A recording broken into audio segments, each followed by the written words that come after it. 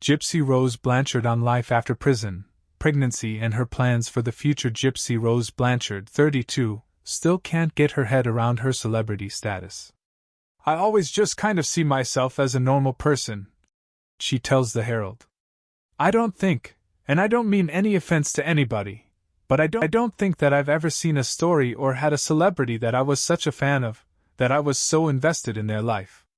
So for me, I don't put myself in that category. I'm just like, oh, I'm just Gypsy. I'm just me." But there's a reason her case has sparked so much interest, from media coverage to documentaries and TV shows. From the age of 3 months, the girl from Springfield, Missouri, was a victim of Munchausen syndrome by proxy, a disorder where a parent or carer fakes illness or injuries in their child to gain attention and sympathy. Blanchard's mother told doctors her daughter had muscular dystrophy, cancer and seizures, and forced her to go along with the charade by physically abusing her. In June 2015, Blanchard, then aged 23, and her boyfriend at the time, Nicholas Gojan, carried out their plan to kill Dee Dee. Gojan was sentenced to life in prison, while Blanchard was sentenced to 10 years for her part in planning the murder. Looking back, Blanchard says prison life wasn't too different from growing up with her mother. "Before I went into prison, my freedom was so limited, and so there's this sort of whole new world that opened up when I got released," she says. "It was like being born for the first time all over again. In the last 6 months, I feel like I've lived 10 years. What she didn't expect was just how much the world would change during the years she was in prison. The phones looked different, everything looked so different, the cars looked different. In prison, we didn't have, like, FaceTime or Skype or any sort of video call. I was not able to have internet access. So much of the life changes that happened around the world I was cut off from. I thought that I would have jumped back into society and just know how to navigate everything right away, but it turned out to be a little more challenging. Everything I've missed, I'm trying to make up for. But perhaps the biggest challenge she's faced as a free woman is the scrutiny from the public." As seen on the show, her case was obsessively documented on social media. Fans counted down the days until her release, and when she was recognized in public, she was pursued relentlessly by paparazzi.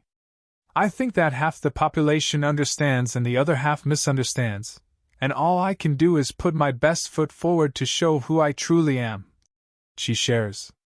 "And I think that it's up to the public. If the public wants to view me or certain individuals want to view me a certain way, I don't think that there's anything that I could say or do to change their mind." For Blanchard, filming life after lockup was absolutely necessary to show the public her true self. "If people are going to get to know me, they need to know all of me without barriers." And so, thankfully, we had an amazing crew working on the show. We had an amazing showrunner that I could feel comfortable enough with to break down those walls. I was counting how many times I cried on the show, just because I could be so vulnerable with everybody, she shares. And so it was nice to have such a loving and accepting crew to work around. It's not just the details of the case itself that have intrigued the public, but Blanchard's personal life. While in prison, she married Ryan Anderson, reuniting with him when she was released. But in April this year she then rekindled her relationship with ex-boyfriend Ken Urker, and the couple recently announced a surprise pregnancy. Amid it all, she had to watch her relationship with Anderson break down on screen. It was extremely difficult to watch. Some episodes were a lot harder to watch than others. She confesses, "I found myself kind of going through the same emotions all over again by rewatching it. I cried. I'm not gonna lie, I cried for the finale.